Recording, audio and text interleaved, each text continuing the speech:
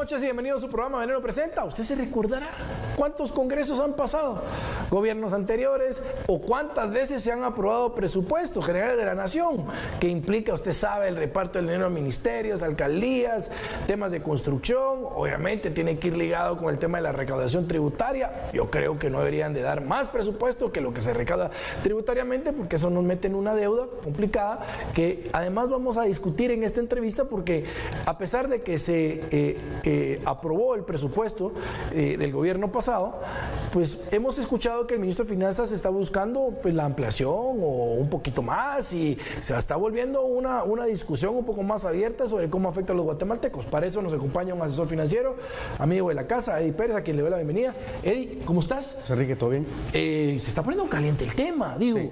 Ya salió el presidente de la Comisión de Finanzas del Congreso a decir, miren, si lo que me van a venir a plantear, no en términos de números, pero sí como documento, es digamos, uno de este tamaño, se va a armar clavo.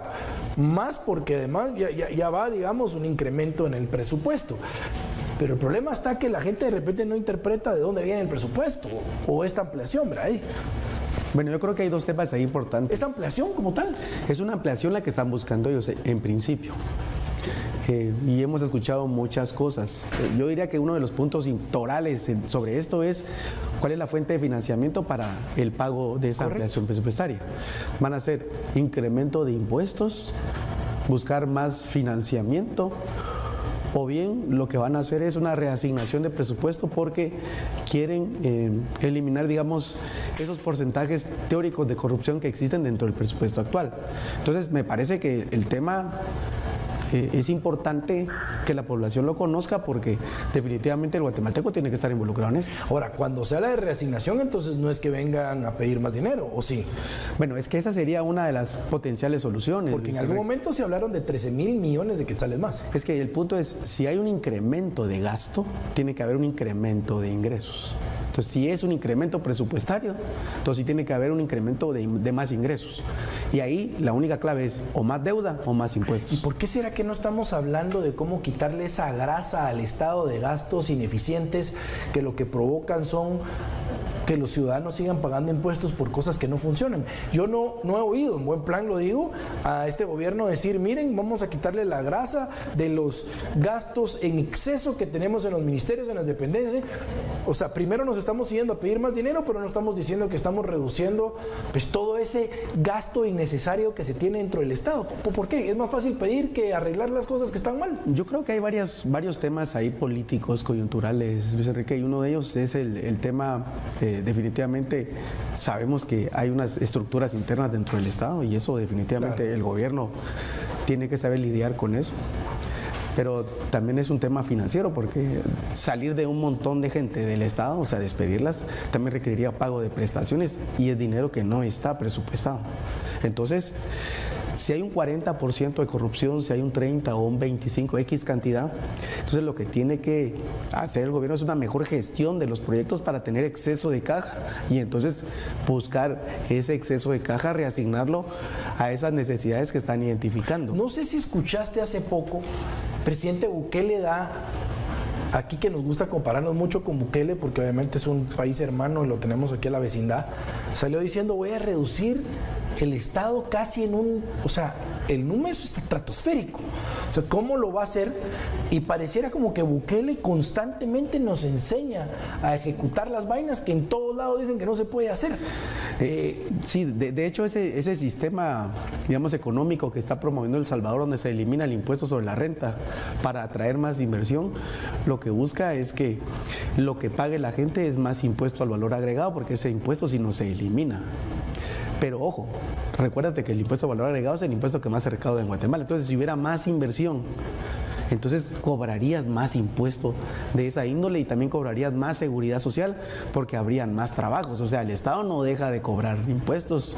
O sea, lo que pasa es que tenés un incentivo para atraer inversionistas. Hay por ejemplo, un país Pero dentro de ello Europa. dice, voy a eliminar el empleado público en un, por decirte, en un 50%. O sea, quiere decir que él sí está dispuesto a entrarle a remover la grasa. O sea, tienen que haber formas, pues. O sea, claro, si no vamos a pasar cada 4 años pidiendo plata sin reducir nada y la plata, pues el ciudadano no la termina de ver en ningún lado. Yo creo que eso es una situación muy sana que hay que hacer. Empezando por las plazas fantasmas y luego siguiendo con aquellos puestos que estén sobrevalorados, pues, o sea, definitivamente eso no puede haber. Entonces creo que el gobierno central sí tiene que hacer eso, cada ministerio tiene que hacerlo, cada organismo también tiene que entrar a revisar eso. La Contraloría General de Cuentas también tiene que jugar un papel importante sobre esto, porque ¿quién es el que fiscaliza al Estado? La Contraloría General de Cuentas. Si yo te preguntara, obviamente como asesor financiero, y estuviera en tus manos la decisión de que el ministro fuera a presentar una ampliación o no al Congreso, ¿qué le dirías? Bueno, yo lo que le diría es que, primero que nada, es cierto que hay necesidades que cubrir, totalmente de acuerdo, pero hay que empezar a revisar ese exceso de grasa que tiene el Estado y empezar a tener acciones muy puntuales. Nos hemos ido dando cuenta de que hay acciones que han ido frenando, como algunos contratos que han identificado como lesivos para el Estado. Entonces, cosas como esas hay que empezarlas a revisar. Yo diría hay que empezar a revisar otras cosas, como, no sé, por ejemplo... Bueno, los sindicatos, los pactos colectivos. Claro. Ahí salió Joviel diciendo, si no hacen esto, yo hago esto. Es decir, ¿por qué no podemos? Ahí alguien me decía, laboralista, no, es que no, seguro no sabes vos nada, pero es que eso no se pueden declarar lesivos, brother. De alguna forma se tienen que parar porque se está gastando el 90% en el costo de los ministerios y no trae ningún beneficio. El Ministerio de Salud tiene como 50 sindicatos. Yo no tengo nada en contra del sindicato, pero perdió su esencia. La gente buscó, digamos, la guarida del sindicato en vez de buscar representatividad y mayor conocimiento para simplemente cuotas de poder para que no lo remuevan y hacer menos y ganar y seguir ganando. Por supuesto, y eso creo que es lo que no le conviene al país. Eso también nos mantiene en un estado de pobreza y genera un freno para el desarrollo del país. Entonces creo que si el gobierno central, ya que una de las tesis que habían propuesto era entrarle de frente a la corrupción, creo que vale la pena que lo revisen. Y austeridad, ¿no? O sea, yo me acuerdo que en algún momento hubo el tema de austeridad, digamos, de hacer mucho más eficientes los recursos, de gastarlos de manera evidente. A ver, ¿Cómo pasamos de alegar de un presupuesto de 90,000 millones de quetzales a la aprobación de un presupuesto de 124, 126, no me acuerdo qué es el que tienen actualmente? Sí. Y todavía queremos 13,000 millones más. A ver, ¿cómo el ciudadano debiera de tomarse esto? Porque como son temas tan técnicos, numéricos, sí, y pues uno no sabe al final de cuentas en qué se gasta, pues el discurso puede ser muy fácil. Mire, fíjese, hay necesidades en pobreza, hay necesidades en desnutrición, que por cierto no veo yo que haya ninguna acción al respecto. Entonces la Mara dice, bueno, pues perfecto, sí hay que aprobar ese presupuesto extra. Pero ¿cómo debiera de interpretar, digamos, el ciudadano de que funcionarios a quienes le pagamos nosotros con nuestros impuestos y que esos impuestos pocas veces se ven reflejados en cosas que nos benefician a nosotros, llegan de la nada a decidir sobre los fondos públicos de los cuales nosotros aportamos o nos vamos a endeudar para pagarlos? Sí. ¿Cuál podría ser una explicación sencilla a que eso no debe ser tomado tan a la ligera? Lo que pasa es que yo creo que pasa por el concepto de educación financiera, Luis Enrique. O sea, la educación financiera en general es pobre a nivel global. O sea, y el ciudadano común y corriente no se involucra en los temas de Estado. Entonces yo creo que la ciudadanía debería involucrarse más en conocer este tipo de cosas. Por supuesto, una persona de a pie estará más interesada en ver sus problemas del día a día y no interesada en ver los temas de Estado, pero te aseguro que esta persona sí está viendo su presupuesto individual todos los días. Correcto. Pero no sé si de manera adecuada, pero por lo menos está sabiendo si mañana puede comprar lo que tiene que comprar para comida, ¿verdad? Por supuesto. Y te tiro una que yo sé que vos me dirás si estás dispuesto a entrarle al rollo o no. A ver, las palabras del presidente de la comisión es como una alerta, ¿va? Miren, si van a venir a pedir más dinero, que eso es lo que yo interpreto, no sé, es como, no vayan a venir, digamos, con una propuesta tan grande en términos de legislativos, sino algo más sencillo, porque lo contrario yo entiendo, va a haber un desgaste. ¿Crees que al final, sea como sea el móvil por el que se pida este posible incremento, va a causar desgaste político o va a pasar como que nada? Yo creo que sí va a entrar a un análisis. Creo que la oposición en el Congreso seguramente sí va a hacer fuerza para que se analicen correctamente las cifras. Creo que es muy válido que se analicen a profundidad, sea una propuesta extensa o una explicación muy digerible, si uno quisiera llamarlo de alguna manera, pero tiene que ser concreta. Algo que también es importante, Luis Enrique, es el destino de los recursos. Yo veía dentro de la integración de esos 13.000 millones o 10.000 millones que también hay una cantidad para infraestructura.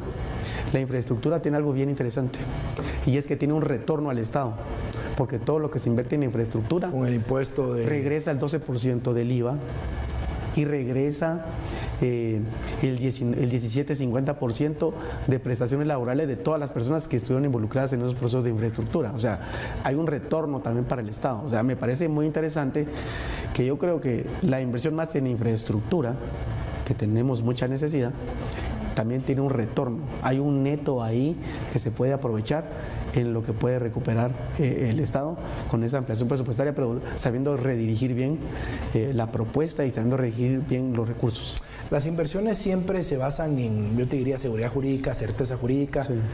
Y obviamente ustedes, los financieros, también verán eso como para poderle decir a alguien, mire, si venga a invertir, venga esto, venga lo otro.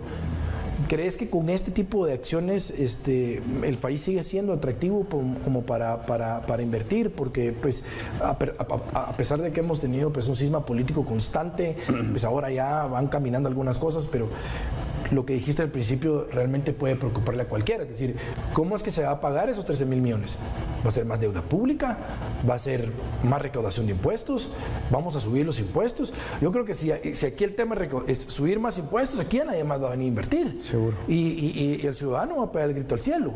O sea, ¿cómo ves el tema del clima, digamos, de inversión con todos estos movimientos y cuestiones políticas en el Congreso que no tienen nada que ver con esto, pero que también están afectando el tema económico? Sí, el tema de seguridad jurídica es importante, ¿verdad? Yo creo que Guatemala tiene una posición geográfica excelente. Creo que no la hemos sabido explotar al máximo.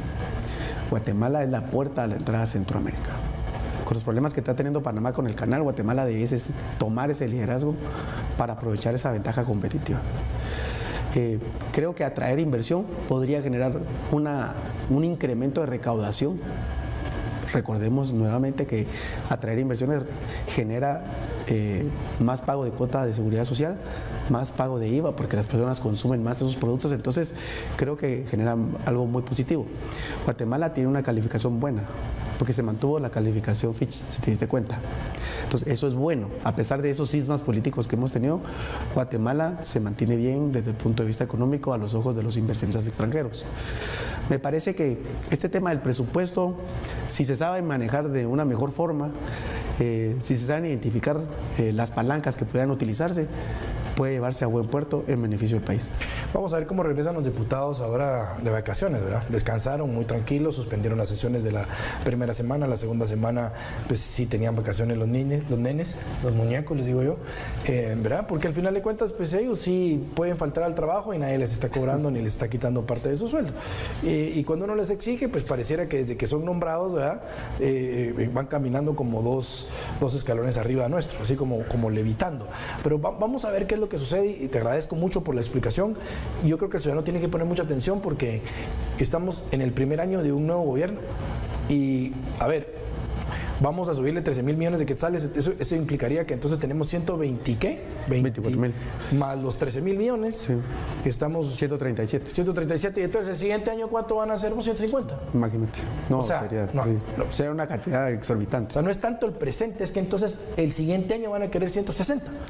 Y ahí nos vamos a ir y cuando sintamos estamos en 200, pues. El problema de un crecimiento de esa estratosfera sería que no se eliminarían los problemas de raíz que se han identificado por años dentro del Estado. Y tristemente, al no eficientar el gasto, al no quitar la grasa, esos presupuestos más altos solo implicarían como consecuencia más plata para ese 40% o 30% de corrupción que existe dentro del manejo del dinero del Estado.